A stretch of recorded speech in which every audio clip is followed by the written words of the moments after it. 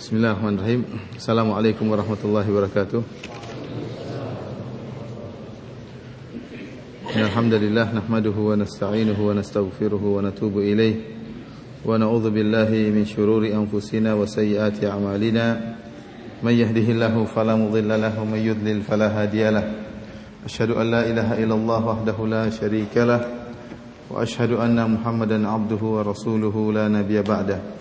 يا أيها الذين آمنوا اتقوا الله حق تقاته ولا تموتن إلا وأنتم مسلمون يا أيها الناس اتقوا ربكم الذي خلقكم من نفس واحدة وخلق منها زوجها وبث منهما رجالا كثيرا ونساء واتقوا الله الذي تساءلون به والأرحام إن الله كان عليكم رقيبا يا أيها الذين آمنوا اتقوا الله وقولوا قولا سديدا يصلح لكم أعمالكم ويغفر لكم ذنوبكم ومن يطع الله ورسوله فقد فاز فوزا عظيما أما بعد فإن أصدق الحديث كتاب الله وخير الهدى هدى محمد صلى الله عليه وسلم وشر الأمور محدثاتها فإن كل محدثة بدعة وكل بدعة ضلالة وكل ضلالة في النار. Para hadirin yang dirahmati oleh Allah Subhanahu wa taala, insyaallah pada kesempatan kali ini kita akan mulai membahas atau memulai daurah akidah kita, dan kita akan bahas tentang mukaddimah dari tesis yang pernah anak tulis yang berjudul Ajwibatu Syekhul Islam Ibn Taimiyah rahimahullah an syubhat tafsiliyah lil mu'attilah fi sifat dzatiyah, yaitu jawaban Ibn Taimiyah rahimahullah dari syubhat-syubhat yang rinci yang berkaitan dengan sifat dzatiyah. Akan tetapi yang akan kita bahas dalam daurah kita bukanlah syubhat-syubhat yang rinci tersebut, ya. Akan tetapi adalah mukaddimah dari tesis tersebut, yaitu yang berkaitan dengan syubhat usuliyah, usul syubhat. Yang dimaksud dengan usul syubhat yaitu pokok-pokok syubhat yang dimana ahlul bidah, al-mu'attilah dari kalangan Jahmiyah, kemudian al-Mu'tazilah, al-Asy'ariyah dan al-Maturidiyah, mereka semua bersepakat dalam syubhat-syubhat ini. Dari pokok-pokok syubhat inilah muncul syubhat-syubhat furu'iyah, yaitu cabang-cabang syubhat yang lainnya. Oleh karenanya saya harapkan konsentrasi dari al-ikhwah sekalian, dari para hadirin sekalian, untuk benar-benar bisa mengikuti dengan baik, karena kita akan berbicara tentang syubhat. Saya khawatir nanti syubhatnya paham, jawabannya tidak paham. Kalau syubhatnya tidak paham, jawabannya paham, alhamdulillah. Jadi masalah kalau terbalik, syubhatnya paham dengan jelas, jawabannya kurang jelas.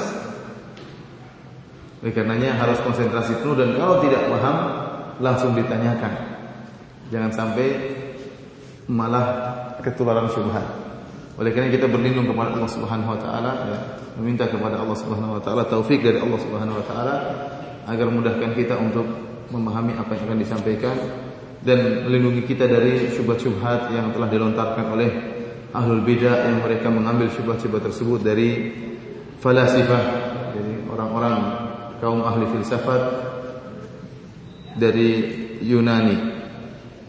Ikhwah sekalian, para hadirin yang dirahmati oleh Allah Subhanahu wa taala, kita tahu bahwasanya merupakan perkara yang penting adalah menetapkan sifat-sifat Allah Subhanahu wa taala. Dan munculnya kaum Mu'attilah yang mereka menolak sifat-sifat Allah Subhanahu wa taala sangat berkembang dan tersebar setelah diterjemahkannya buku-buku filsafat di zaman Khalifah Al-Ma'mun, di mana buku-buku filsafat Yunan diterjemahkan ke dalam bahasa Arab, sehingga mulailah kaum muslimin mempelajari buku-buku filsafat tersebut. Yang akhirnya mereka pun berusaha memahami Allah Subhanahu wa taala dengan logika berpikir yang telah diletakkan oleh ahli filsafat. Padahal kita tahu bahwasanya ahli filsafat Yunan, orang-orang Yunani, mereka bukanlah orang yang beragama Islam.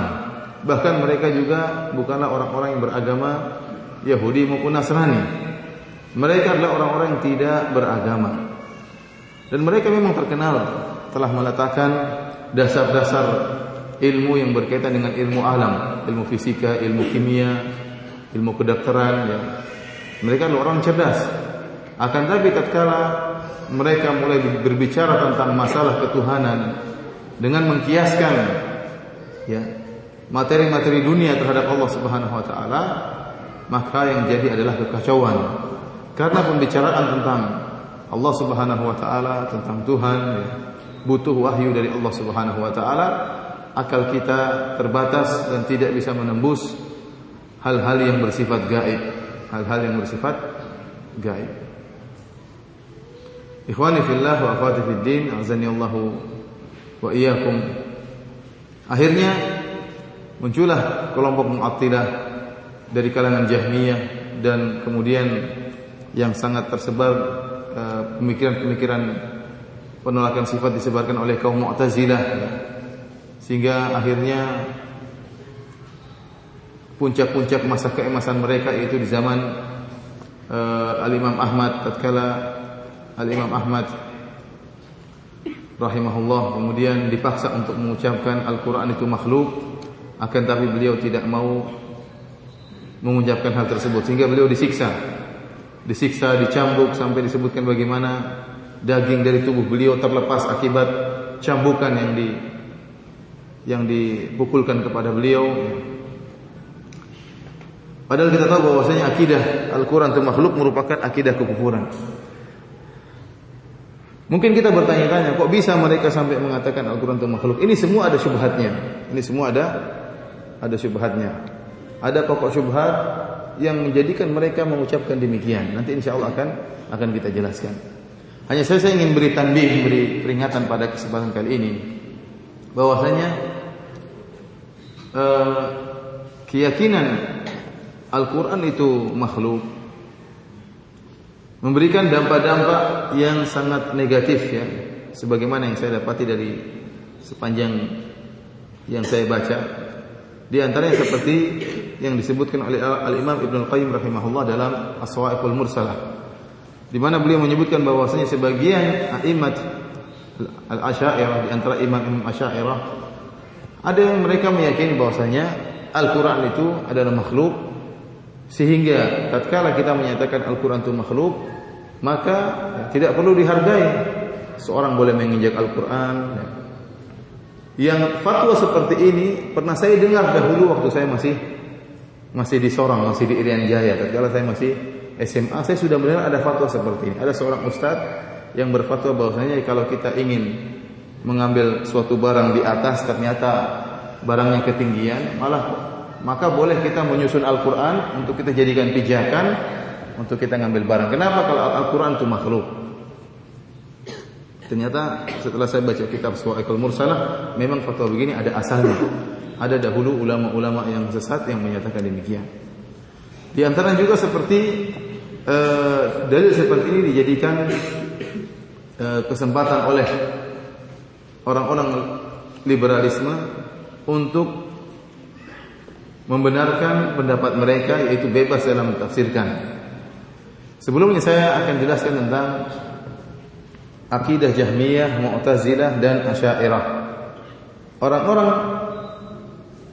Orang-orang Mu'tazilah, mereka meyakini bahwasanya kalamullah adalah makhluk, Al-Quran adalah makhluk. Adapun orang-orang Asy'ariyah dan Maturidiyah, demikian juga Kullabiyah, mereka meyakini bahwasanya Al-Quran itu makhluk juga. Mereka mengatakan Allah memiliki kalam, Allah memiliki sifat kalam, tetapi kalam Allah Subhanahu wa taala adalah kalamun nafsi. Kalamun nafsi, yang dimaksud dengan kalamun nafsi yaitu perkataan Allah yang sejak zaman azali merupakan satu kesatuan yang tidak pernah berubah-ubah dan tidak akan pernah berubah sampai selamanya. Mereka menyatakan bahwasanya sifatul kalam itu sifat dzatiyah, sama seperti ya, kalau kita meyakini misalnya kita mengatakan sifat wajah Allah. Kalau kita ahlu sunnah mengatakan wajah Allah adalah sifat dzatiyah, dan wajah Allah memang tidak pernah berubah, ya, tetap adalah sifat yang melekat pada Allah Subhanahu wa taala, ada pada Allah Subhanahu wa taala sejak zaman azali dan seterusnya tidak akan berubah, karena inilah zat dari Allah Subhanahu wa taala. Mereka meyakini tentang sifat kalam demikian. Kata mereka sifatul kalam adalah sifat dzatiyah. Bahwasanya Allah Subhanahu wa taala memiliki suatu sifat yang disebut sifatul kalam yang tidak pernah berubah dari zaman azali dan seterusnya tidak akan berubah, dan sifat kalam Allah Subhanahu wa taala tidak terdiri dari huruf dan juga tidak terdengar suaranya. Jadi tanpa suara dan tanpa huruf. Karena mereka mengatakan kalau Allah berbicara dengan huruf, dengan perkataan, dengan suara, maka kalamullah itu terbagi-bagi dan tidak merupakan satu kesatuan. Kalau kita mengatakan alif lam mim merupakan kalam Allah Subhanahu wa taala, kata mereka ini menunjukkan adanya terpisah-pisahnya. Karena tatkala kita mengatakan alif lam mim, kita mengatakan alif dulu, baru kemudian lam, baru kemudian apa? Mim.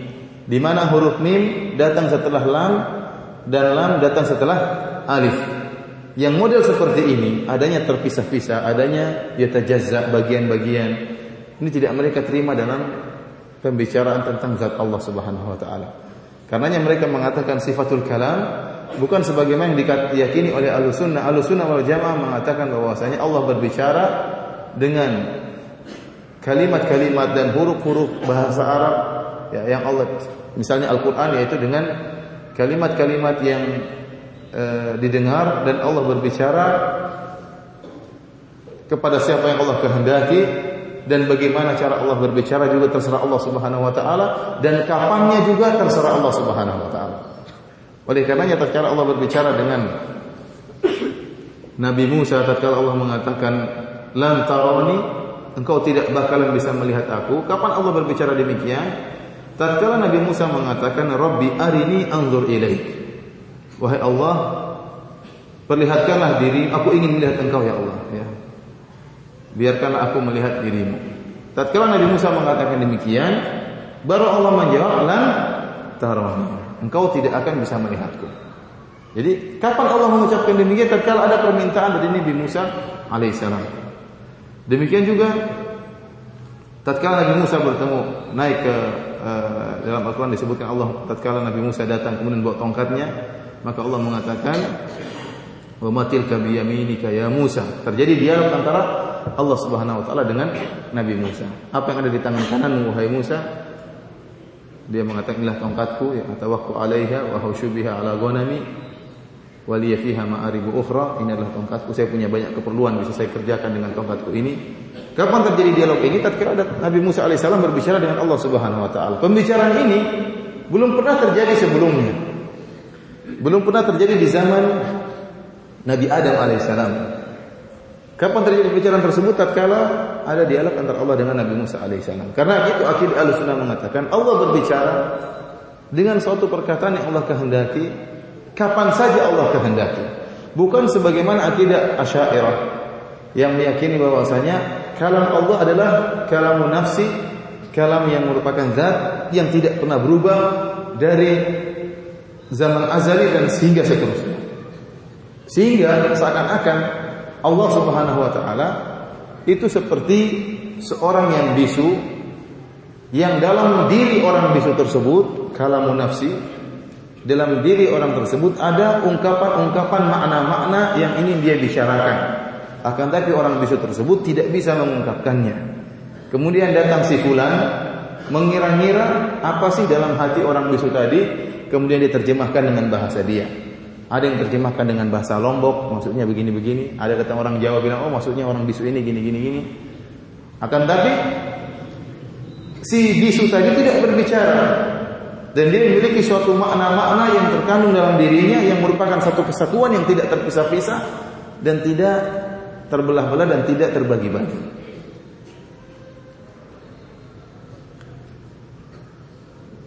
Oleh karenanya mereka mengatakan Al-Quran dan Taurat dan Injil satu maknanya. Semuanya kembali kepada kalamun nafsi. Kalam yang sifat kalam yang ada pada diri Allah Subhanahu wa taala. Tatkala diungkapkan dengan bahasa Arab jadilah Al-Quran. Tatkala diungkapkan dengan bahasa Yahudi jadilah Taurat. Tatkala diungkapkan dengan bahasa Ibrani jadilah Injil. Akan tapi Al-Quran, Injil dan Taurat sama-sama saja merupakan ungkapan dari kalamun nafsi yang ada pada diri Allah Subhanahu wa taala. Sampai di sini paham atau tidak?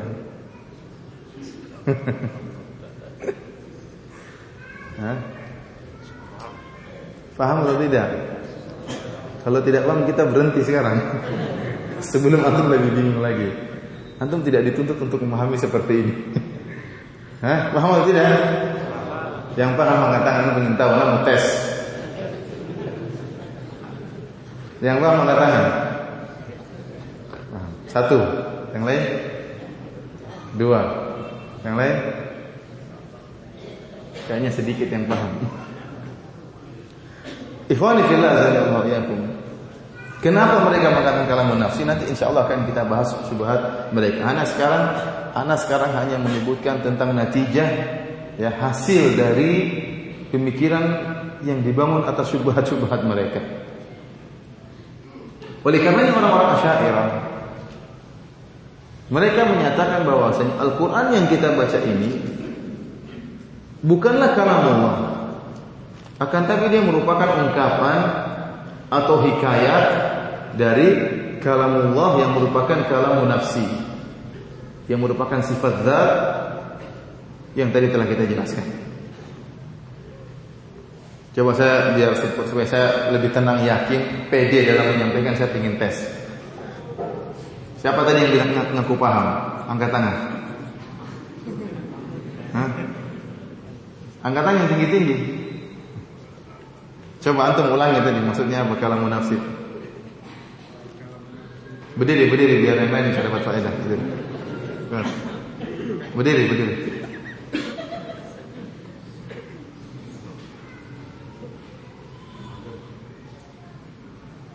Kalamun nafsi itu adalah sifat Allah yang dalam hal perkataan itu tidak berubah sejak zaman azali sampai dengan hari ini. Hal itu konsekuensinya akan menyebabkan bahwasanya antara perkataan Allah dari satu turun ke turun lain itu sama. Sehingga ketika disebutkan ada Injil dan Taurat itu sama karena tidak berubah perkataan. Masya Allah. Ada hadiah nggak buat dia? Nggak ada. Syukran. Ikhwani fillah, para hadirin dirahmati oleh Allah Subhanahu wa taala. Oleh karenanya ada bedanya antara akidah Mu'tazilah dengan akidah Asy'ariyah. Kalau Mu'tazilah mereka mengatakan Al-Quran makhluk, selesai. Kata mereka memang ini sifat Allah. Mereka tidak mengatakan ini ungkapan, ini ada kalamun nafsi. Tidak, mereka bilang Allah berbicara dengan seperti ini. Memang ini sifat Allah, tapi sifat Allah makhluk. Jadi Allah menciptakan Al-Quran. Allah menciptakan Al-Quran dengan teks yang seperti itu. Sebagaimana Allah menciptakan Injil, sebagaimana Allah menciptakan Taurat. Meskipun Injil, Taurat dan Al-Quran berbeda-beda. Dan mereka mengakui demikian karena Allah dahulu di zaman Nabi Musa menciptakan Taurat, di zaman Nabi Isa menciptakan Injil, di zaman Nabi Muhammad menciptakan apa? Al-Quran. Bedanya orang-orang Asy'ariyah, tidak kata mereka Al-Quran kalamullah bukan makhluk tetapi sifat dzatiyah. Hanya tadi kalam merupakan kalamun nafsi. Sehingga kalau diterjemahkan dalam bahasa Arab menjadi Al-Quran. Oleh karenanya mereka mengatakan apa yang kita baca dalam Al-Quran ini bukanlah kalamullah, tetapi merupakan terjemahan atau ungkapan yang diungkap oleh Jibril atau Muhammad sallallahu alaihi wasallam. Mereka tidak akan mengatakan kalau Asy'ariyah yang benar-benar Asy'ariyah, bukan hanya ikut-ikutan, benar-benar Asy'ariyah yang paham tentang usul akidah Asy'ariyah, mereka tidak berani mengatakan alif lam mim adalah kalamullah, enggak berani. Sehingga mereka mengatakan itu ungkapan. ungkapan dari kalamun nafs. Siapa yang mengungkapkan? Ada yang mengatakan Jibril, ada yang mengatakan siapa? Muhammad sallallahu alaihi wasallam. Gara-gara akidah seperti ini diambillah oleh orang-orang jil, dan saya pernah baca tulisan mereka baru-baru saja. Tatkala mereka mengatakan bebas untuk menafsirkan Al-Qur'an. Mereka mengatakan, kalau Al-Qur'an saja merupakan ungkapan Muhammad, saya boleh dong mengungkapkan dengan bahasa saya. Paham? Boleh, Quran ini dirubah-rubah sedikit gak jadi masalah. Toh ini hanyalah ungkapan. Ini dampak buruk dari apa? Keyakinan bahwasanya sifat Allah adalah makhluk. Karena ikhwan fillah azani Allah wa iyyakum, ya. Ini sekedar saya gambarkan tentang akibat buruk dari kerancuan berpikir tentang sifat-sifat Allah Subhanahu wa taala. Belum lagi kita melihat bagaimana kenyataan yang menimpa orang-orang yang belajar di IAIN, yang belajar ilmu filsafat, akhirnya mereka ragu dengan agama Allah Subhanahu wa taala. Bagaimana tidak ragu dengan agama Allah, sedang mereka sendiri ragu tentang Allah Subhanahu wa taala. Mereka ragu tentang adanya Tuhan. Ya. Karena kerancuan, ya, yang mereka dapatkan dan pokok-pokok pemikiran filsafat yang mereka pelajari, sehingga mereka akhirnya ragu dengan adanya Allah Subhanahu wa taala. Kalau Allah saja mereka ragukan, bagaimana dengan syariat Allah? Sehingga mereka akhirnya kalau berbicara tentang agama, berbicara dengan seenaknya sendiri, seakan-akan sebuah permainan yang mereka bisa mainkan masing-masing, ya, mengungkapkan apa yang dia kehendaki, yang si A, si B dan seterusnya, tanpa mereka punya rasa penghormatan terhadap agama Allah Subhanahu wa taala. Insyaallah pada kesempatan kali ini kita akan membaca muqaddimah yang saya tulis tentang risalah atau tesis yang S2 yang pernah saya tulis, dan akan tetapi saya hanya membaca cuplikan-cuplikan yang menurut saya penting karena saya dikasih waktu cuma 3 kali pertemuan kalau tidak salah, ya 3 kali pertemuan, ya. Ini sampai jam berapa nih? Maghrib jam berapa? Jam berapa? 6:30. Azan maghrib 6:30. Azan maghrib 6:15. Baik, semuanya punya bukunya, ya. Sekarang kita mulai baca dari halaman pertama. Fadhal.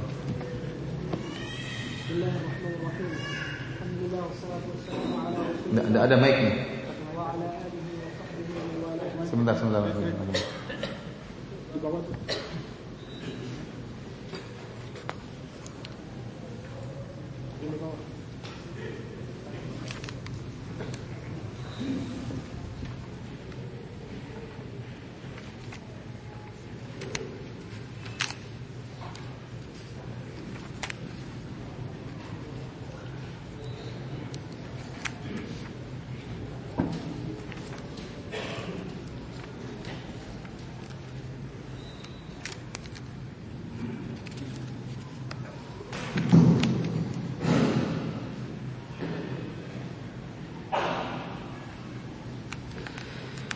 Bismillah, alhamdulillah, wassalatu wassalamu ala rasulillah wa ala alihi wa sahbihi wa mawalah.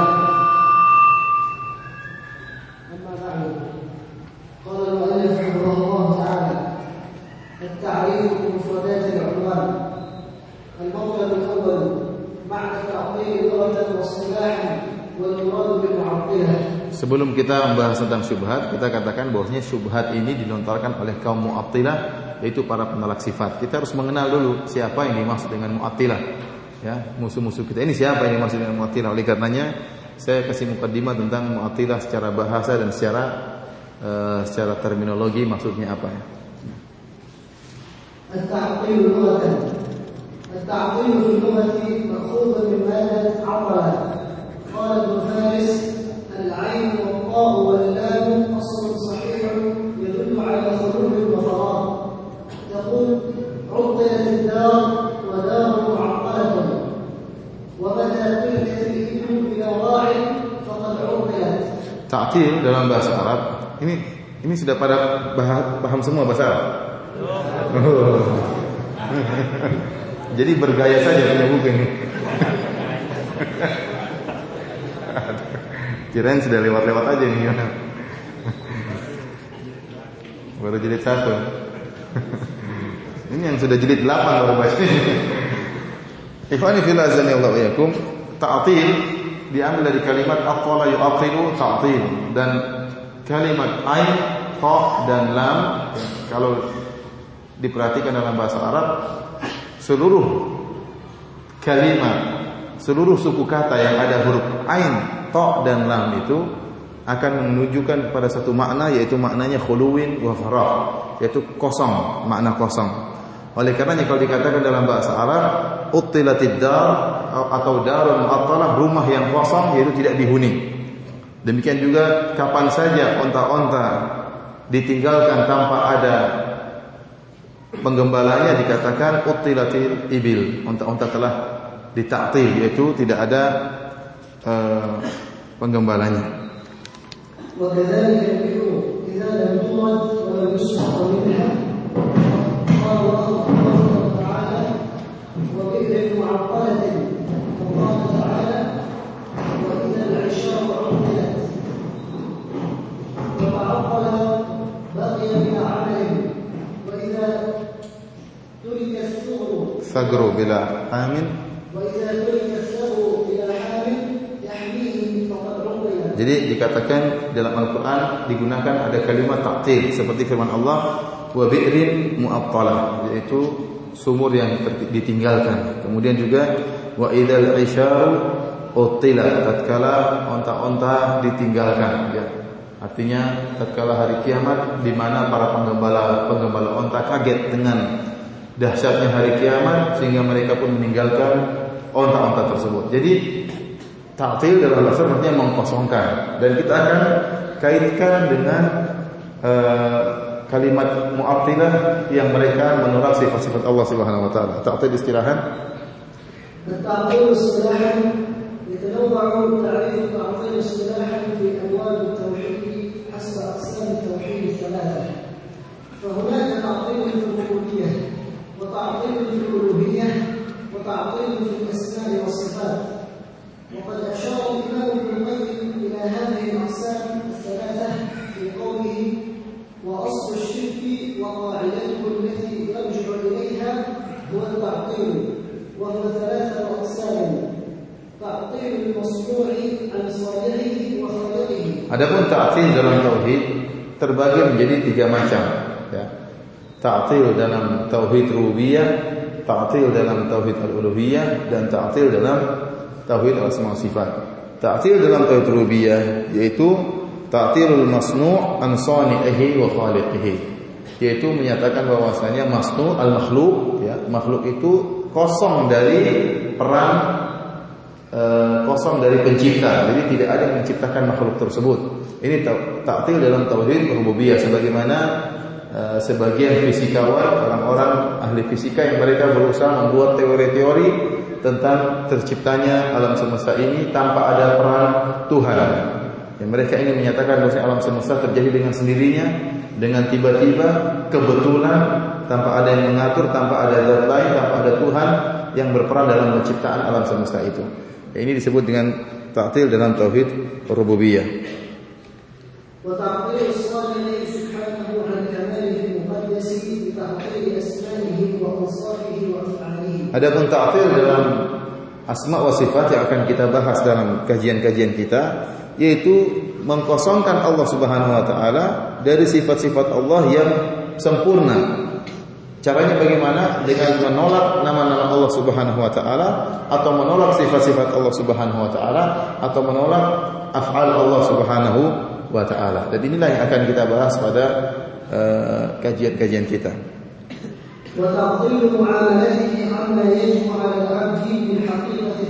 Adapun ta'til dalam tauhid uluhiyah yaitu mentaktil kewajiban yang harus dilakukan oleh seorang makhluk kepada Allah Subhanahu wa taala, yaitu seorang makhluk harusnya tatkala dia bermuamalah dengan Rabbnya, dengan penciptanya, dia sebagai makhluk tidak boleh beribadah kecuali kepada penciptanya.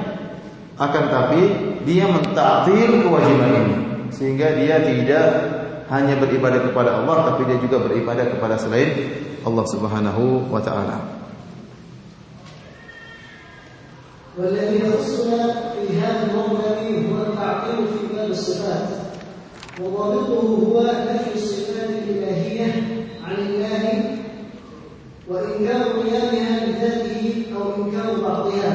Yang dimaksud dengan ta'til dalam sifat yaitu menolak sifat-sifat Allah Subhanahu wa taala. Jadi sifat-sifat Allah ditolak, bahwasanya Allah tidak memiliki sifat, atau mengingkari bahwasanya sifat-sifat tersebut ya dilakukan oleh Allah Subhanahu wa taala.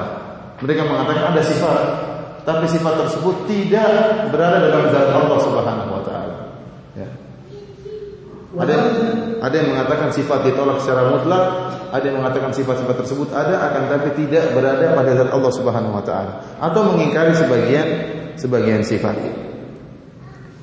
Sebentar ya. Kita lewat saja, yang perlu kita baca. Karena ternyata teman-teman Masya Allah ya, alhamdulillah belum paham bahasa Arab ya.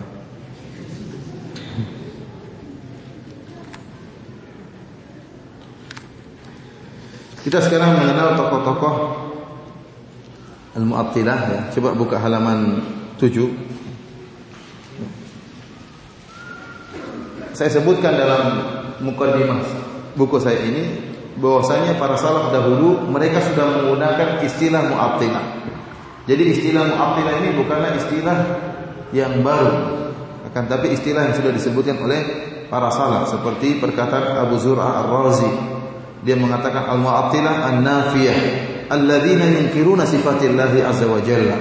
Al-Mu'attilah penolak sifat, yaitu orang-orang yang mereka mengingkari sifat-sifat Allah Subhanahu wa taala, allati wasafa biha nafsuhu fi kitabih wa ala lisani nabiyhi, yang dimana sifat-sifat tersebut telah Allah sebutkan dalam Al-Quran dan juga telah disebutkan oleh Rasulullah SAW dalam hadis-hadisnya. Wa yukadzibuna bil akhbaris sihah allati ja'at an Rasulillah, dan mereka para Mu'attilah mereka menolak sifat-sifat ya, menolak hadis-hadis yang sahih yang menjelaskan atau menyebutkan tentang sifat-sifat Allah Subhanahu wa taala. Wa yata'awwalunaha bi arra'ihim al-mankusah, dan mereka mentakwil sifat-sifat tersebut dengan otak mereka yang terbalik ya, sesuai dengan keyakinan mereka yang sesat. Demikian juga perkataan Ishaq bin Rahuyah, demikian juga perkataan Ibnu al-Mubarak dan perkataan Waqi' bin al-Jarrah rahimahumullahu taala. Sekarang di antara dedengkot kaum Mu'attilah adalah Jaham bin Safwan. Jaham bin Safwan mengambil keyakinannya dari Ja'ad bin Dirham. Jadi kita harus mengetahui dari mana muncul pemikiran Mu'attilah. Pemikiran Mu'attilah pertama kali muncul dari orang-orang Yahudi. Orang-orang Yahudi lah yang pertama kali berbicara tentang sifat-sifat Allah Subhanahu wa taala. Mereka mengatakan yadullahi maglulah. Tangan Allah apa? Terbelenggu. Ya, mereka juga mengatakan bahwasanya Allah Subhanahu wa taala tatkala menciptakan langit dan bumi dalam waktu 6 masa, kemudian Allah Subhanahu wa taala capek. Ini yang berkata siapa? Pada hari Sabtu Allah Subhanahu wa taala capek dan istirahat. Jadi mereka mengakui adanya tangan Allah, hanya saja kata mereka tangan Allah terbelenggu. Jadi mereka sudah mulai berbicara tentang sifat Allah Subhanahu wa taala. Mereka mengatakan Allah memiliki kudrah, kemampuan untuk mencipta, akan tapi Allah juga butuh istirahat, sehingga pada hari Sabtu Allah harus istirahat. Ini dibantah oleh Allah Subhanahu wa taala, "Wa laqad khalaqna as-samawati wal arda wa ma bainahuma fi sittati ayyam wa ma massana min lughub." Dalam surah Qaf kata Allah Subhanahu wa taala, sungguh kami telah menciptakan langit dan bumi dalam masa 6 hari dan kami tidak merasa letih sama sekali. Alhamdulillah Allah sebutkan bahwasanya Allah ciptakan bumi dan langit dalam waktu berapa hari? 6 hari. Ini dipahami oleh orang Yahudi, berarti hari ke-7 Allah istirahat.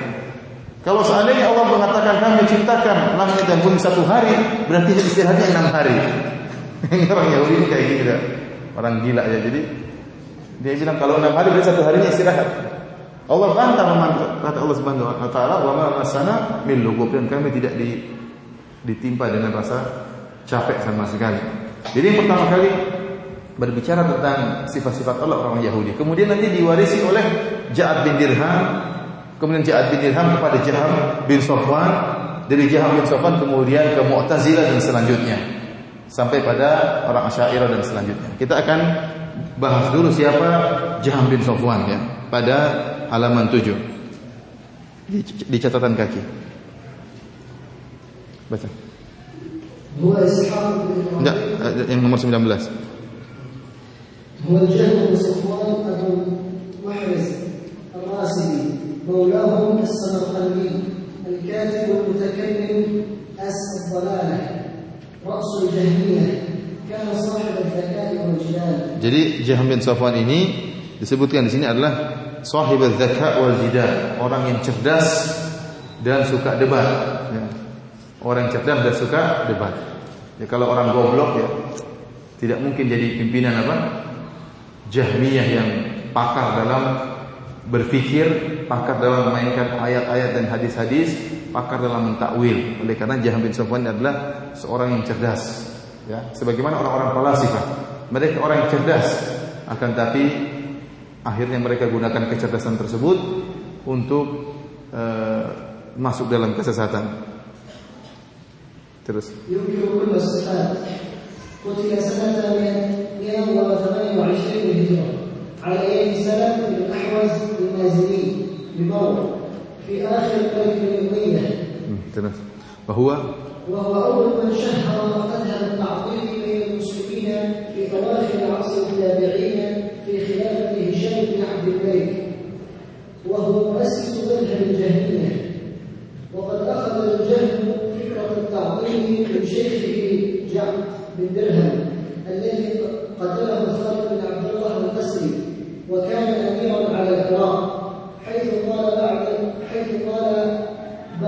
بعد أن خطب الناس في يوم عيد الأضحى: أيها الناس ضحوا تقبل الله ضحاياكم فإني مضحٍ بالجعد بن درهم فإنه زعم أن الله لم يكلم موسى تكليما ولم يتخذ إبراهيم خليلا تعالى الله عما يقول الجعد علوا كبيرا. Jadi Jaham bin Safwan muncul sejak abad kedua dan dia tewas terbunuh pada tahun 128 Hijriah.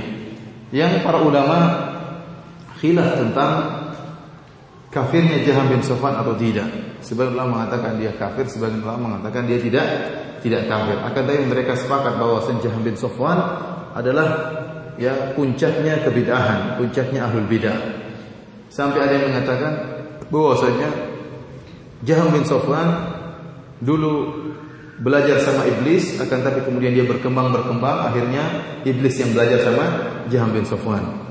Saking hebatnya dia dalam menyebarkan kesesatan. Banyak ide-ide yang tidak pernah terbetik dalam hati iblis kalian, ternyata dikembangkan oleh Jaham bin Safwan. Dan dia orang yang pertama kali mentashhir, mempopulerkan ya, mazhab ta'til di antara kaum muslimin di akhir dari zaman tabi'in pada masa khilafah Hisham bin Abdul Malik. Dia mengambil pemikiran ini dari gurunya Ja'ad bin Dirham. Siapa Ja'ad bin Dirham? Ja'ad bin Dirham adalah orang yang telah dibunuh oleh Khalid bin Abdullah al-Qusari atau al-Qasri tatkala di khutbah Idul Adha. Dia mengatakan, wahai manusia, taqaddahtu, silakan kalian menyembelih, semoga Allah menerima sembelihan kalian. Adapun saya hari ini saya tidak menyembelih kecuali siapa? Ja'ad bin Dirham. Karena dia telah mengatakan bahwasanya Allah tidak pernah berbicara dengan Musa dan Allah tidak pernah mengambil Ibrahim sebagai kekasih. Padahal Allah mengatakan wattakhadallahu Ibrahim khalila. Allah menjadikan Ibrahim sebagai kekasih dan juga Allah mengatakan wa kallamallahu Musa taklima. Padahal kita tahu barang siapa yang mengingkari satu ayat saja maka dia telah murtad ya. Demikian juga Ja'ad bin Dirham, dia telah mengingkari ayat-ayat Allah Subhanahu wa taala. Dia mengatakan Allah tidak pernah berbicara dengan Nabi Musa dan Allah tidak pernah menjadikan Ibrahim sebagai kekasih. Maka dia pun dipenggal oleh Ja'ad bin Dirham. Terus ثم نزل فذبحه في أصل المنبر فكان ضحيا. وقد ذكر بعض المؤرخين أن الجهم لقي الجعد في الكوفة بعدما هرب الجعد من بني أمية، وكان الجعد كما ذكر ابن كثير أقام بدمشق حتى أظهر القول بخلق القرآن، فطلبته بنو أمية فهرب منهم فسكن الكوفة، فلقيه فيها الجعد بن صفوان فتقلد هذا القول منه. Jadi Ja'ad bin Dirham yang sempat lari dari Bani Umayyah sehingga sampai pada negeri Kufah, dan disitulah dia bertemu dengan Jaham bin Safwan. Ya, dan Ja'ad bin Dirham tatkala itu telah menyuarakan pendapat bahwasanya Al-Quran itu makhluk. Akhirnya tatkala bertemu dengan Jaham bin Safwan, maka Jaham bin Safwan pun mengambil pemikiran tersebut dari Ja'ad bin Dirham. Hanya saja Ja'ad bin Dirham tidak terkenal. Dia begitu muncul ditangkap, disembelih. Ya, adapun Jaham bin Safwan dialah yang mengembangkan pemikiran Ja'ad bin Dirham dan menyebarkan pemikiran Ja'ad bin Dirham. Adapun Ja'ad bin Dirham, dari mana dia mengambil pemikiran ta'til? Dia mengambil dari Aban bin Sam'an, seorang bernama Aban bin Sam'an, dan Aban bin Sam'an mengambil dari Talut bin Ukhti Labid al-A'sam, dan Talut mengambil pemikiran tersebut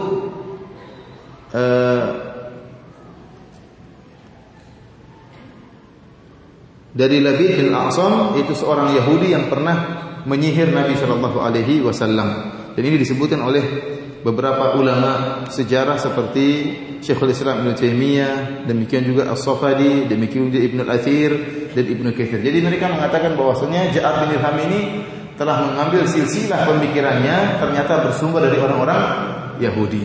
Ya. Jadi dari sini kita tahu bahwasanya pemikiran penolakan sifat itu dari orang Yahudi, kemudian turun kepada Ja'ad bin Dirham, kemudian dari Ja'ad bin Dirham turun kepada Jaham bin Safwan.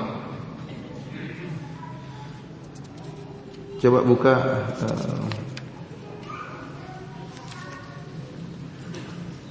halaman 11 dibaca. Wa yustafadu من هذه الآثار الثلاثة أن لفظ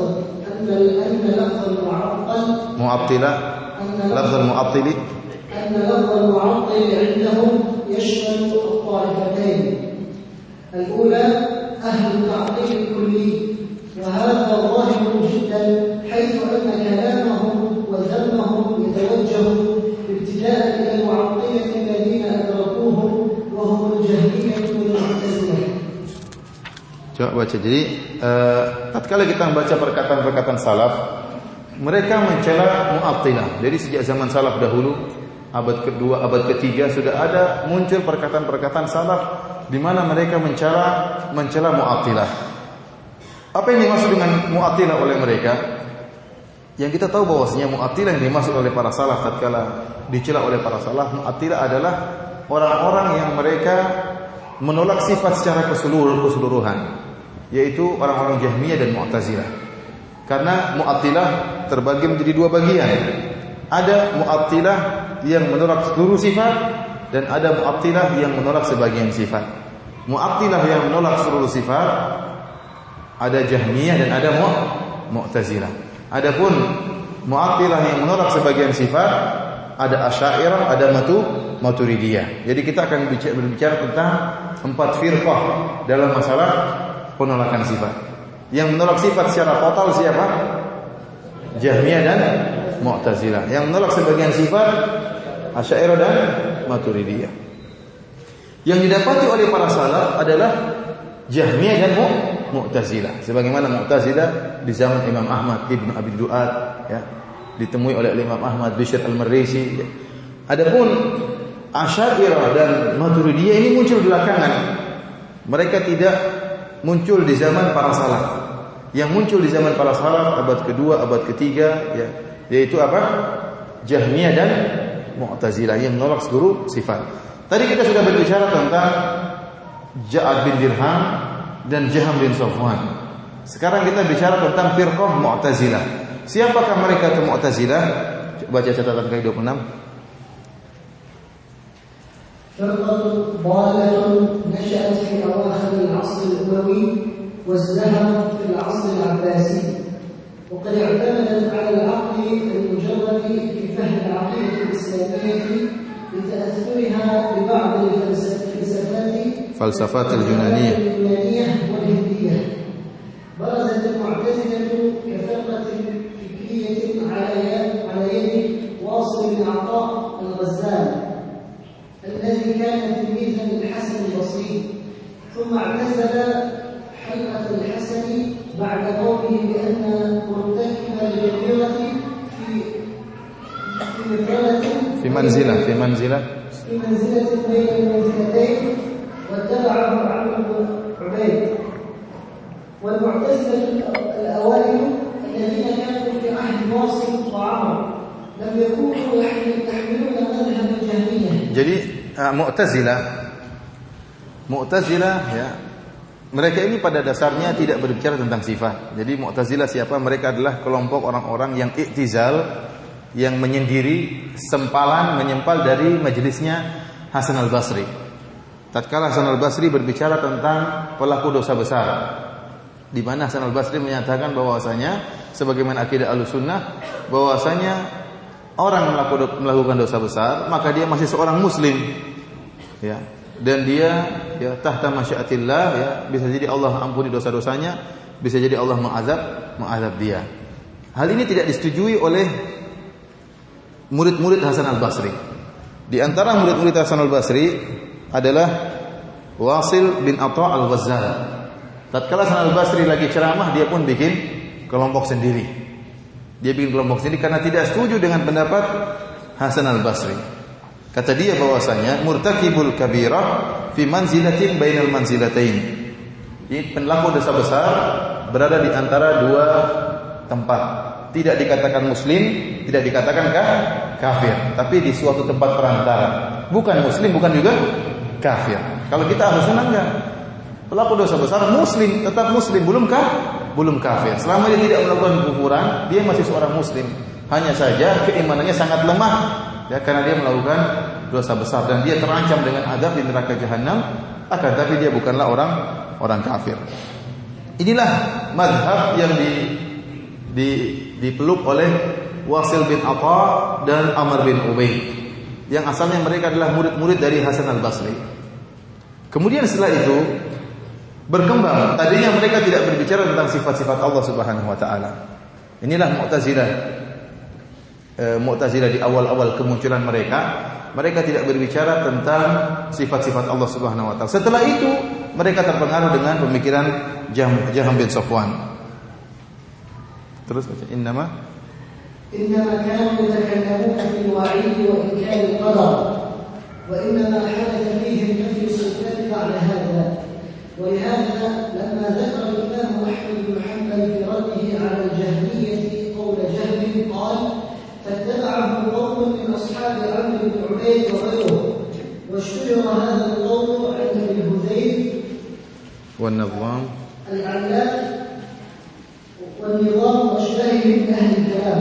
Jadi adapun Wasil bin Atha dan Amr bin Ubaid, mereka tidak berbicara tentang sifat-sifat Allah Subhanahu wa taala. Yang mereka ingkari hanyalah masalah al-wa'id, tentang masalah hukum orang yang melakukan dosa besar. Kafir atau tidak, kata mereka, di antara dua tempat. Akan tapi orang seperti ini, pelaku dosa besar, akan kekal dalam neraka jahanam selama-lamanya. Jadi mereka mengatakan, mazhab Mu'tazilah, mereka mengatakan pelaku dosa besar bukanlah muslim, bukanlah kafir. Akan tapi di akhirat nasibnya sama dengan orang kafir. Sama-sama kekal di neraka. Akan tapi nerakanya khusus, tidak sama seperti neraka orang kafir. Namun sama-sama kekal, ya. Namun sama-sama kekal. Jadi nerakanya masih mending dibandingkan nerakanya orang kafir. Akan tapi natijahnya, hasilnya sama-sama kekal. Di antara kerusakan mereka juga mengingkari takdir. Kata mereka, tidak ada takdir. Allah Subhanahu wa taala tidak pernah mentakdirkan keburukan. Allah tidak pernah mentakdirkan keburukan dan Allah tidak pernah menghendaki adanya keburukan. Yang menghendaki keburukan adalah makhluk itu sendiri. Dan ini insyaallah akan kita kalau ada waktu akan bahas pada pengajian secara khusus tentang akidah mereka tentang takdir. Kemudian muncul murid-murid mereka, muridnya Wasil bin Atha dan Amr bin Ubaid, terpengaruh dengan pemikiran Jahm bin Safwan. Oleh karenanya kata Al-Imam Ahmad, wa fattaba'ahu qaumun min ashabi Amr bin Ubaid wa ghairihi. Akhirnya Jahm bin Safwan ini diikuti oleh murid-muridnya atau para pengikut Wasil bin Atha dan Amr bin Ubaid, maka berkembanglah pemikiran ta'til, pengingkaran sifat pada kaum Mu'tazilah. Wa madhhabu ta'til lam yakun mushtahiran fi marhalati da'wati al-jahmi illa fi al-mashriq, wa innama qawiyat shawkatuhu ba'da qatl al-Jahm bin Safwan wa izdadat shuhratuhu ala aydi man i'tanama hadha al-madhhab كبشر المريسي وعلى أيدي وعالم المعتزلة كأحمد بن أبي دؤاد وغيرهما في عهد المأمون. Jadi Mu'tazilah, mazhab ta'til dahulu tidak terkenal, tidak tersohor, ya, yang dibawa oleh Jahm bin Safwan. Kapan mazhab ini tersebar? Tatkala Jahm bin Safwan sudah tewas. Oleh karena hati-hati ikhwan, kalau seorang melakukan bid'ah, bisa jadi dia sudah tewas, belum terkenal bid'ahnya. Sesudah dia tewas baru bid'ahnya apa terkenal. Demikian juga tatkala antum mendakwahkan sunnah, bisa jadi sunnah tersebut tidak tersebar. Antum sudah tewas dulu baru sunnahnya apa? Tersebar. Antum lihat Syekhul Islam Ibnu Taimiyah, ya, rahimahullah, mazhabnya menjadi sangat masyhur belakangan. Dia dulu terkenal memang, tapi tidak kemudian tersebar dengan begitu hebatnya seperti sekarang ini, kecuali setelah beliau meninggal, rahimahullah. Demikian juga dikatakan bagaimana Syekh Nasir As-Sa'di dahulu tidak begitu tersohor, menjadi sangat tersohor akibat muridnya siapa? Syekh Muhammad bin Shalih Al-Utsaimin. Satu saja muridnya bikin beliau apa? Tersohor. Ini Syekh Muhammad bin Shalih Al-Utsaimin akhirnya karena terkenalnya Syekh Muhammad bin Shalih Al-Utsaimin, maka kemudian gurunya pun ikut terkenal, ya. Demikian juga bid'ah, seorang bisa jadi membuat bid'ah, dia sudah tewas, ternyata bid'ahnya setelah itu tersebar sebagaimana yang dialami oleh Jahm bin Safwan. Dia tidak berhasil Jahm bin Safwan dahulu. Dia tidak begitu terkenal. Namun kapan terkenal dia? Setelah dia tewas. Kemudian pemikiran dia dikembangkan oleh Bishr al-Marisi, seorang Jahmiyah, dan juga dikembangkan oleh Ahmad bin Abi Du'ad dari kalangan Mu'tazilah, dan seterusnya dibawa oleh orang-orang Mu'tazilah. Oleh karenanya kita dapati pemikiran Mu'tazilah sama Jahmiyah sama dalam masalah sifat. Apa bedanya Jahmiyah dengan Mu'tazilah? Kalau Jahmiyah menolak nama-nama Allah dan juga menolak sifat-sifat Allah. Kata mereka Allah tidak punya nama dan Allah tidak punya sifat. Tidak boleh kita menamakan Allah dengan Al-Ghafur, tidak boleh. Tidak boleh kita menamakan Allah dengan Al-Alim, tidak boleh. Tidak boleh kita menamakan Allah dengan As-Sami' Al-Basir, tidak boleh. Kenapa? Karena kalau kita menamakan Allah dengan nama-nama tersebut sama dong dengan makhluk. Makhluk juga ada yang namanya Sami', Alim, ya, Pemaaf, Ghafur. Oleh karena kita tolak nama-nama Allah Subhanahu wa taala. Adapun Mu'tazilah mereka menetapkan nama-nama Allah Subhanahu wa taala. Mereka hanya menolak sifat-sifat Allah. Jadi mereka sepakat dengan Jahmiyah dalam hal menolak sifat-sifat Allah. Kata mereka tidak ada satupun sifat-sifat Allah Subhanahu wa taala, karena kalau menetapkan sifat akan melazimkan tasbih dan juga melazimkan kesyirikan. Kok bisa demikian? Nanti akan kita bahas, ya, tentang syubhat mereka. Oleh karenanya pemikiran Mu'tazilah sama dengan pemikiran Jahmiyah, sama-sama menolak sifat. Hanya saja Jahmiyah lebih jantan, di mana dia menolak bukan cuma sifat tapi nama-nama pun ditolak. Nama-nama pun ditolak. Enggak, waqat as-salat, terusnya halaman berikutnya. Waqat as-salat al-Mu'tazilah di tengah. Di halaman 13 di tengah-tengah. وقد أصلت المعتزلة 5 أصول ما أنزل الله بها من سلطان، ومع أنها أمور باطلة أطلقوا عليها أسماء براقة لينخدع بها الناس. وهي Mu'tazilah mereka punya usul, dikenal dengan 5 pokok usul, dikenal dengan usul al-khamsah, 5 pokok akidah. Oleh karenanya Al-Qadhi Abdul Jabbar punya buku judulnya Syarah Al-Usul Khamsah, penjelasan tentang 5 pokok akidah. Jadi mereka punya Pancasila. Kalau kita sering usul salasa, qawaidul arba'ah, mereka juga punya Pancasila. Ini semua Pancasila ini batil, rusak semuanya. Hanya saja mereka namakan dengan nama-nama yang indah, yang kalau orang pertama kali lihat, mantap sekali nih Pancasila ini. Ternyata isinya merupakan kebatilan. Contoh, mereka menamakan sila pertama dengan at-tauhid. Sila pertama apa? tauhid. Sila kedua keadilan. Sila ketiga ya, janji dan ancaman Allah Subhanahu wa taala, al-wa'd wal wa'id. Sila keempat al-manzilah bainal manzilatain. Sila kelima adalah al-amr bil ma'ruf wan nahyu 'anil munkar. Nama-nama yang indah. Tauhid, keadilan, janji dan ancaman Allah Subhanahu wa taala, manzilah di antara dua tempat, amar ma'ruf nahi munkar. Akan tapi setelah kita cek 5 sila tersebut ternyata isinya kebatilan. Yang dimaksud dengan tauhid adalah menolak seluruh sifat. Kapan saja seorang menetapkan suatu sifat, maka dia telah berbuat kesyirikan. Karena bisa demikian nanti kita bahas. Ini syubhat nanti ya. Intinya mereka mengatakan siapa saja yang menetapkan sifat, dia telah terjerumus dalam kesyirikan. Oleh karenanya tauhid maksudnya apa? Maksudnya menolak seluruh sifat. Keadilan. Apa itu adil? Kata mereka adil dengan mengingkari takdir. Kalau Allah mentakdirkan si fulan masuk neraka, kenapa Allah mengazab dia? Ini tidak adil. Kalau begitu keadilan menolak takdir Allah Subhanahu wa taala. Tidak ada keburukan yang ditakdirkan oleh Allah Subhanahu wa taala. Padahal Nabi mengatakan al-iman bil qadar khairihi wa syarrihi. Kita beriman kepada takdir Allah, baik takdir yang baik maupun takdir yang buruk. Mereka ingkari, kata mereka tidak adil seperti ini. Kemudian al-wa'd wal wa'id, mereka mengatakan ancaman Allah Subhanahu wa taala. Bahwasanya orang yang ancaman Allah harus dikerjakan, kata mereka. Allah telah mengancam para pelaku dosa besar dengan neraka jahanam. Kalau begitu ancaman Allah harus terjadi dan mereka para pelaku dosa besar harus kekal dalam neraka jahanam. Harus kekal dalam neraka jahanam karena Allah telah mengancam mereka dengan neraka jahanam. Sila yang keempat kata mereka manzilah baina manzilatain, sebagaimana tadi telah kita jelaskan bahwasanya seorang pelaku dosa besar berada di antara dua tempat. Dia tidaklah muslim dan juga tidaklah kafir, tetapi di antara Islam dan kekufuran. Sila kelima adalah al-amr bil ma'ruf wan nahyu 'anil munkar. Kita harus bernahi munkar, maksudnya kita harus memberontak kepada pemerintah yang zalim. Kita harus memberontak kepada pemerintah yang zalim, yang akidah ini mereka ambil dari orang-orang Khawarij. Bahwasanya pemerintah yang zalim itu harus wajib untuk diingkari, harus khuruj alal hukam. Baik, sekarang kita sudah tadi bicara tentang Jahmiyah dan Mu'tazilah. Sampai di sini ada yang bertanya tidak?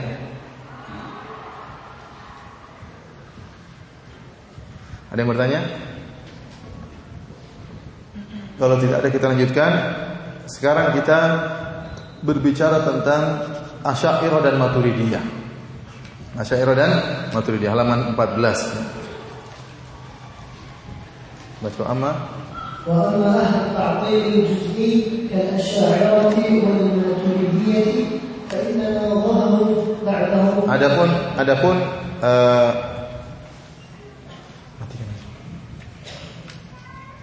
Adapun orang-orang yang mengingkari sebagian sifat saja, tidak mengingkari sifat secara total, maka ada dua kelompok, yaitu Asy'ariyah dan Maturidiyah.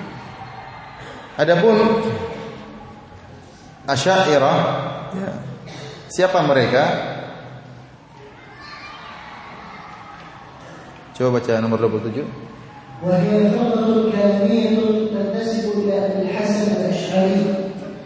وكان الأشعري معتزليا فتلمذ على أبي علي الجبائي المعتزلي فقام على الاعتزال 40 سنة حتى صار للمعتزلة إماما ثم تاب من الاعتزال وصنف في الرد على المعتزلة ومع ذلك لا يزال على بعض أصول الاعتزال وقد لحق بعض تلاميذ وقد لحق بعض تلاميذ ابن كلاب فأخذ منهم معتقد ابن كلاب.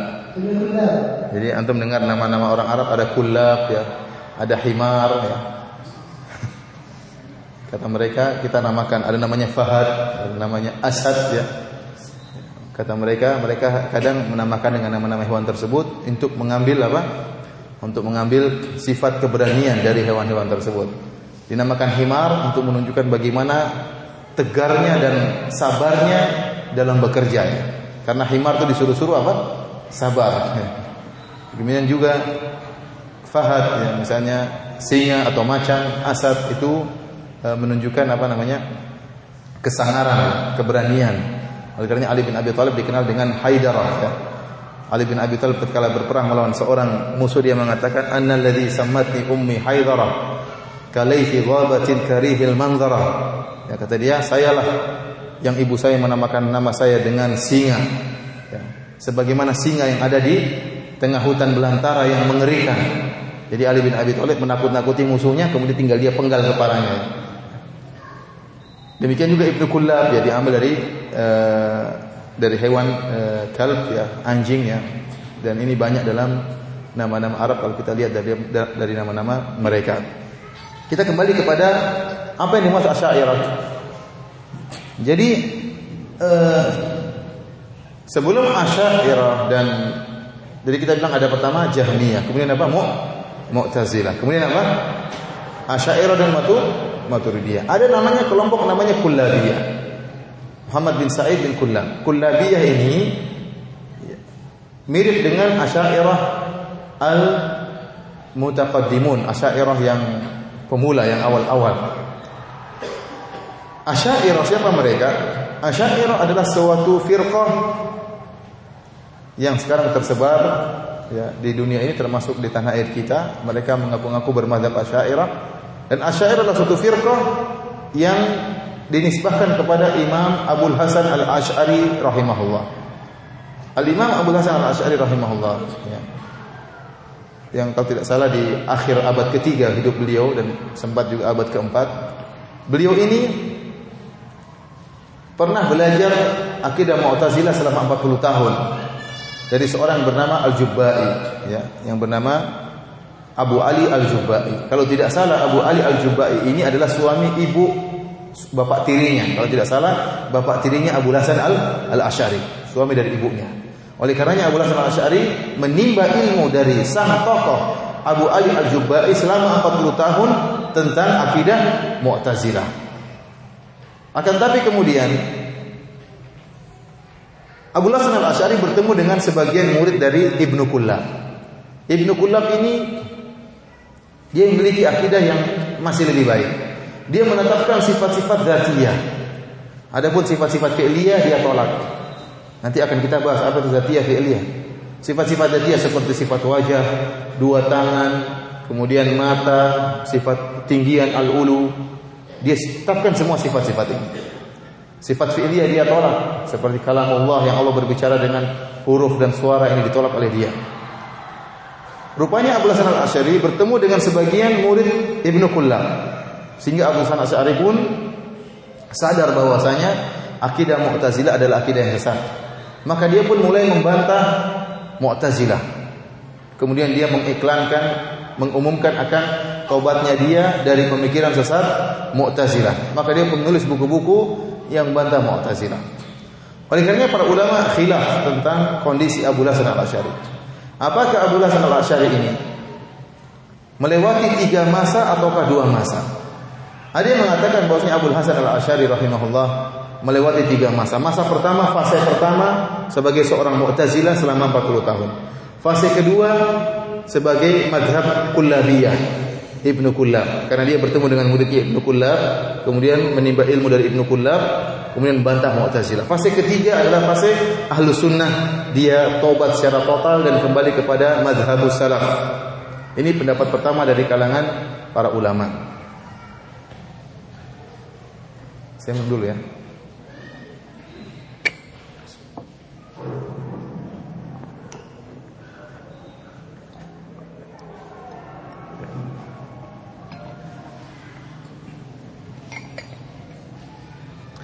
Pendapat kedua dari kalangan para ulama bahwasanya Abu Hasan Al-Asy'ari rahimahullah hanya melewati dua fase. Fase pertama adalah fase Mu'tazilah dan fase kedua adalah fase Kullabiyah, sehingga dia tidak kembali kepada sunnah secara total. Dan inilah pendapat yang dipilih oleh Ibnu Taimiyah rahimahullah, bahwasanya meskipun Abu Hasan Al-Asy'ari sudah berusaha kembali kepada sunnah, akan tapi masih tersisa sedikit pemikiran Mu'tazilah yang masih bercokol pada diri Abu Hasan Al-Asy'ari. Dan ini pendapat yang lebih kuat berdasarkan apa yang kita dapat dari buku-buku Abu Hasan Al-Asy'ari yang beliau tulis di akhir hayatnya. Akan tetapi akidah Abu Hasan Al-Asy'ari ya, dalam buku-bukunya di akhir hayatnya banyak mendukung akidah Ahlus Sunnah wal Jamaah dalam masalah ru'ya, melihat Allah Subhanahu wa taala ya. Ya, banyak sifat-sifat yang dia tetapkan membantah Mu'tazilah. Jadi beliau ini berusaha untuk kembali kepada sunnah, akan tetapi masih ada sisa-sisa pemikiran Mu'tazilah yang masih bercokol pada dirinya.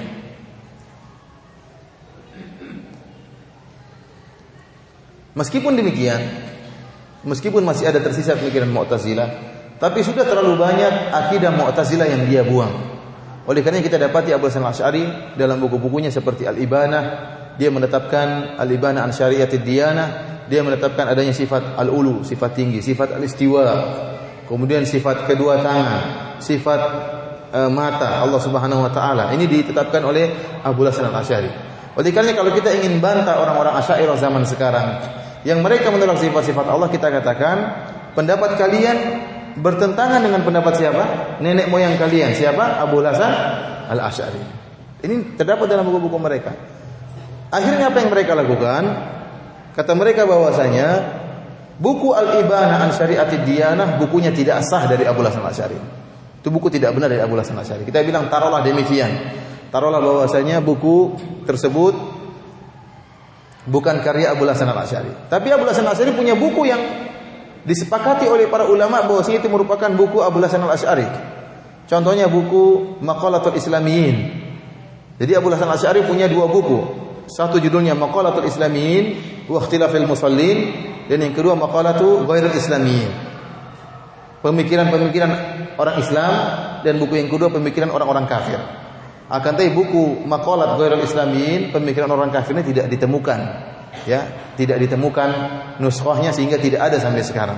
Yang ada sekarang yang dicetak sampai sekarang yaitu Maqalat Al-Islamiyyin, pemikiran-pemikiran orang-orang Islam ya. Di situ dia menyebutkan tentang firqah-firqah dari Syiah, Khawarij, Mu'tazilah ya, dan seterusnya dia sebutkan. Dalam buku tersebut dia benar-benar memerinci bagaimana akidah Mu'tazilah, dan dia bantah pemikiran Mu'tazilah karena dia sudah sangat pengalaman dengan akidah Mu'tazilah. Selama 40 tahun belajar akidah Mu'tazilah. Oleh karena itu tatkala dia membantah dan merinci pemikiran Mu'tazilah sangat detail. Dia sebutkan bagaimana rincian firqah-firqah Mu'tazilah. Mu'tazilah terdiri dari beberapa firqah, dia sebutkan semuanya. Pemikiran mereka secara detail satu persatu dia sebutkan dalam kitabnya Maqalatul Islamiyyin. Dan dalam bukunya tersebut dia menyebutkan madhabu ahli hadis, madhabnya ahli hadis, madhabnya ahli sunnah. Dan dia menetapkan tentang sifatnya, sifat al-ulu, sifat tinggi, sifat istiwa, sifat tangan. Dia sebutkan dalam bukunya tersebut. Ini tidak bisa diingkari oleh orang-orang Asy'ariyah zaman sekarang. Demikian juga misalnya dalam kitabnya Risalah ila Ahli Tsaghar. Dia sebutkan tentang ijma' salaf. Di antara dia mengatakan para salaf tentang setelah ijma' bahwasanya Allah berada di atas langit. Dan ini diingkari oleh orang-orang Asy'ariyah zaman sekarang. Oleh karena di antara cara untuk membantah orang-orang Asy'ariyah yang mengingkari sifat-sifat seluruhnya kecuali 7 sifat, kita katakan bahwasanya nenek moyang kalian Abu Hasan Al-Asy'ari menetapkan banyak sifat. Menetapkan banyak sifat. Karenanya muncul yang namanya Al-Asy'ariyah Al-Mutaqaddimun dan Al-Asy'ariyah Al-Mutaakhirun. Kelompok Asy'ariyah terbagi menjadi 2. Ada namanya Asy'ariyah Mutaqaddimun, Asy'ariyah awal pemula yang dari Abu Hasan Al-Asy'ari dan murid-muridnya. Murid-murid Abu Hasan Al-Asy'ari. Akidah mereka menetapkan sifat-sifat Allah Subhanahu wa taala yang dzatiyah. Tetapi mereka menolak sifat-sifat fi'liyah. Oleh karena di antara sifat-sifat dzatiyah yang ditetapkan oleh orang-orang Asy'ariyah al-mutaakhirun ya, seperti sifatul ulu, sifatul kalam ya, sifatul wajh, sifatul yadain. Ini ditetapkan oleh orang-orang Asy'ariyah, gembong-gembong Asy'ariyah yang pemula, mutaqaddimun. Datang Asy'ariyah mutaakhirin yang dipimpin oleh Ar-Razi dan yang lainnya, mereka menolak seluruh sifat kecuali itu 7. Oleh karenanya Ibnu Taimiyah rahimahullah menyebutkan orang-orang Asy'ariyah mutaakhirin menyelisih nenek moyang mereka ya, dalam banyak hal. Di antaranya mereka menyelisih nenek moyang mereka dalam hal penetapan sifat. Kalau orang-orang Asy'ariyah mutaqaddimun yang pemula, mereka menetapkan sifat setiap ada dalil dalam Al-Quran mereka tetapkan sifat. Mereka tidak hanya menggunakan akal, tetapi di sana ada sifat-sifat yang kata mereka tidak bisa ditetapkan dengan akal. Namun tatkala Al-Quran telah menyebutkan, maka kita harus menetapkan. Contohnya seperti sifat wajah, sifat dua tangan, mereka harus tetapkan. Adapun orang-orang Asy'ariyah mutaakhirin, mereka menolak sifat-sifat tersebut dengan akal mereka. Dengan menolak sifat-sifat tersebut dengan menggunakan akal mereka. Yang tersebar sekarang ini, yang diajarkan misalnya di Al-Azhar, ya buku-buku akidah adalah buku-buku akidahnya orang-orang Asy'ariyah mutaakhirin, yang terakhir. Yang keyakinan mereka ini menyelisih Asy'ariyah al-mutaqaddimun. Sampai di sini paham? Kemudian ada namanya Maturidiyah.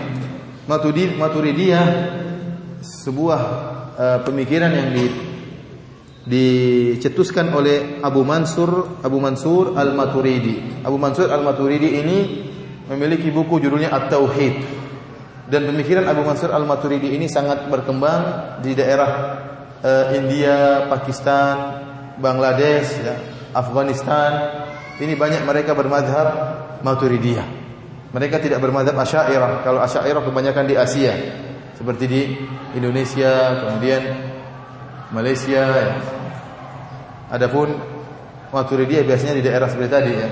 India, Pakistan, Bangladesh, kemudian Afghanistan. Di sana berkembanglah pemikiran Maturidiyah. Maturidiyah didirikan oleh Abu Mansur Al-Maturidi yang meninggal pada tahun 333 Hijriah.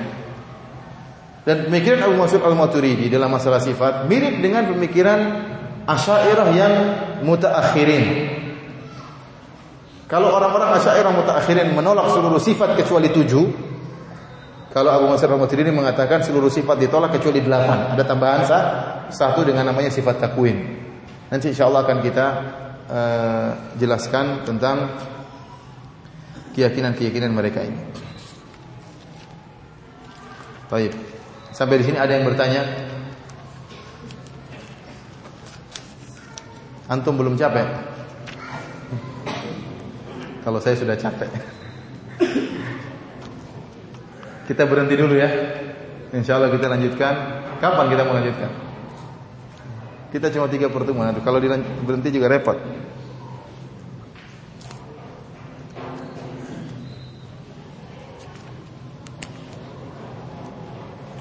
Mau lanjut?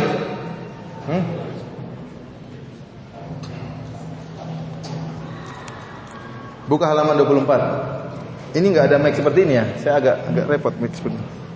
Begini tidak apa tak?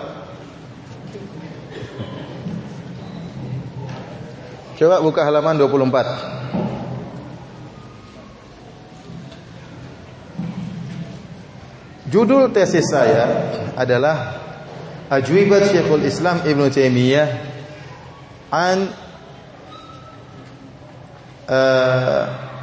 Asyubhat At-Tafsiliyah lil Mu'attilah fi sifat dzatiyah. Jawaban-jawaban Ibnu Taimiyah rahimahullah dari syubhat-syubhat yang terperinci tentang sifat dzatiyah yang dilancarkan oleh atau dihembuskan oleh orang-orang Mu'attilah, kaum Mu'attilah. Jadi yang saya tampilkan dalam tesis saya hanyalah syubhat-syubhat yang berkaitan dengan sifat dzatiyah, bagaimana menolak sifat dzatiyah. Adapun sifat fi'liyah, maka ini dalam karya ilmiah yang lain. Ceritanya dahulu saya mengajukan proposal kepada Kisim Akidah tentang syubhat-syubhat.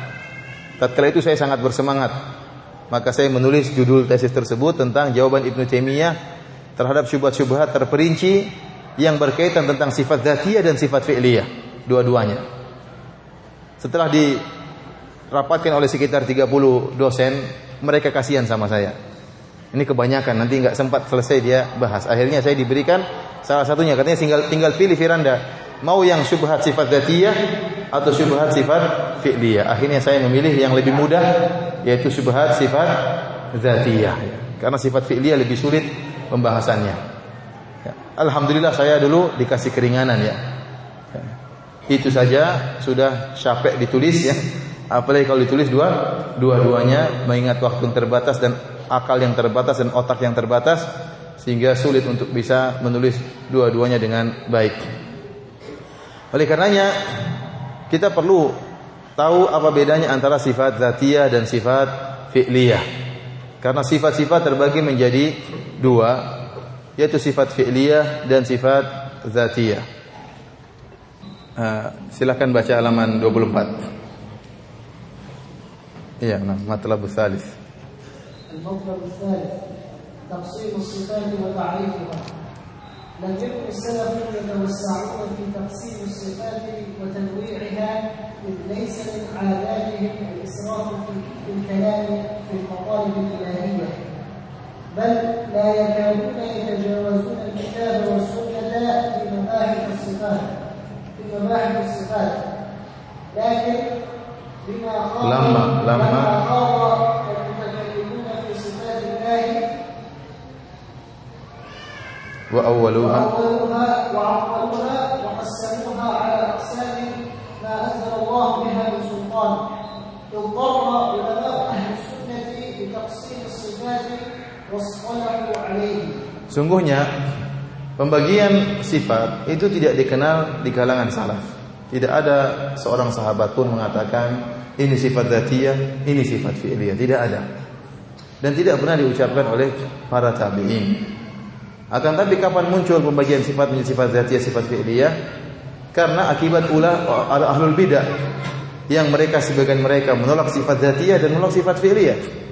Contohnya seperti Kullabiyah, mereka menolak sifat fi'liyah tetapi mereka menerima sifat dzatiyah. Demikian juga Asy'ariyah, al-mutaqaddimun, demikian juga mereka menerima sifat dzatiyah dan mereka menolak sifat fi'liyah. Akhirnya ulama ahlu sunnah terpaksa membuat kaidah-kaidah untuk memudahkan kita mempelajari akidah yang benar dan dalam rangka untuk membantah mereka. Padahal pembagian tersebut asalnya tidak ada, ini hanyalah metode untuk memudahkan kita memahami akidah yang benar. Sebenarnya akidah Islamiyah adalah akidah yang mudah. Apa akidah tentang tauhid uluhiyah? Gampang, tinggal tidak beribadah kecuali kepada Allah. Apa tauhid rububiyah? Yakin bahwa segala sesuatu yang menciptakan alam semesta, yang mengatur alam semesta, yang melihara alam semesta hanyalah Allah Subhanahu wa taala. Tauhid asma wa sifat menetapkan seluruh sifat-sifat Allah Subhanahu wa taala tanpa menyamakan sifat Allah tersebut dengan makhluk. Mudah. Akan tapi menjadi sulit pembahasan asma wa sifat, menjadi sulit tatkala ada syubhat. Semakin sulit apa? Karena ada syubhat yang datang. Pertama kita harus paham syubhat tersebut itu bagaimana. Yang kedua, bagaimana membantah syubhat tersebut. Jadilah para ulama membuat kaidah-kaidah yang banyak agar kita tidak salah paham dan tidak terjebak dengan pemikiran-pemikiran ahlul bidah. Seperti Syekh Utsaimin membuat buku Al-Qawaidul Muthla, kaidah-kaidah yang berkaitan dengan sifat. Sebenarnya tidak perlu dahulu, namun menjadi perlu dan harus kita pelajari tatkala sudah tersebar bid'ah tentang sifat-sifat Allah Subhanahu wa taala. Demikian juga para ulama sebelumnya, Ibnu Qayyim dan Ibnu Taimiyah rahimahullah. Baik, wa sifatullah azza wa jalla yumkin taqsimuha ila thalath taqsimat. Awwalan, min haythu istithbatha wa nafiha, fahiya tanqasim ila qismayn, as-sifat al-uluhiyyah was-sifat as-silbiyyah. Thaniyan, thumma yaqulu as-sifat al-uluhiyyah min haythu ta'alluqha bi dhatillahi wa af'alihi تنقسم إلى ثلاثة أقسام: الصفات الذاتية والصفات الفعلية والصفات الذاتية الفعلية. ثالثا، وتنقسم الصفات من حيث أدلة ثبوتها إلى قسمين: الصفات العقلية السمعية والصفات الخبرية النقلية السمعية. Pembagian sifat bisa ditinjau dari 3 tinjauan. Tinjauan pertama, sifat ditinjau dari penetapan dan penafian. Maka ada 2 model sifat. Ada sifat-sifat yang ditetapkan, ada sifat-sifat yang dinafikan. Kemudian sifat-sifat juga bisa ditinjau dari hubungannya dengan zat Allah Subhanahu wa taala. Ini bisa menjadi 3. Ada namanya sifat dzatiyah, ada namanya sifat fi'liyah, ada namanya sifat dzatiyah fi'liyah. Dan yang ketiga, sifat-sifat ditinjau dari cara penetapan, dalil-dalil yang menetapkan sifat tersebut. Maka bisa menjadi 2, ada sifat aqliyah sam'iyah, ada namanya sifat khabariyah. Ini pembagian-bagian sifat Namun yang kita mau bahas sekarang adalah pembagian jenis kedua, tinjauan kedua, yaitu pembagian sifat ditinjau dari hubungannya dengan zat Allah Subhanahu wa taala. Baca. Walladzi yakhussuna بتفصيله في هذا الموضع التفصيل الثاني وهو تفصيل الصفات الثبوتية من حيث تعلقها بذات الله وأفعاله وهي كما سبق تنقسم إلى 3 أقسام. القسم الأول الصفات الذاتية المحضة وضابطها هي التي لا تنفك عن الذات أو التي لم يزل ولا يزال الله متصفا بها، ومنها الوجه واليدان والعينان والأصابع والقلم والحياة والقدرة والعزة. القسم الثاني الصفات الفعلية المحضة وضابطها هي التي تتعلق بالمشيئة والقدرة، ومنها الاستواء، فلا ريب أن وجود كونه تعالى مستويا على عرشه مشروط بوجود العرش، فاستواؤه تعالى على العرش إنما يكون بعد خلقه للعرش، فالله استوى على العرش بعد أن لم يكن مستويا عليه. ويقال مثل ذلك في الصفات الذاتية المحضة الأخرى. صفات الفعلية الذاتية itu salah ya. Fi sifat al-fi'liyah al-mahdhah al-ukhra. ويقال مثل ذلك في الصفات الفعلية المحضة الأخرى كالنزول والمجيء والاتيان. القسم الثاني الصفات الفعلية الذاتية وهي التي لا تنفك عن الذات باعتبار نوعها وتتعلق بمشيئته تعالى باعتبار آحادها. Ikhwani fillah azza wa iyyakum.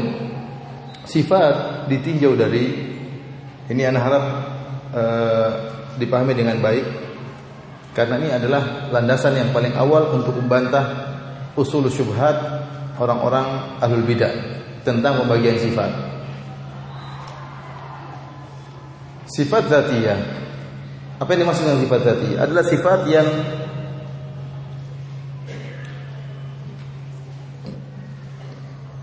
tidak berkaitan dengan kehendak Allah Subhanahu wa taala. Semua sifat-sifat Allah itu sudah berada bersama Allah di zaman azali,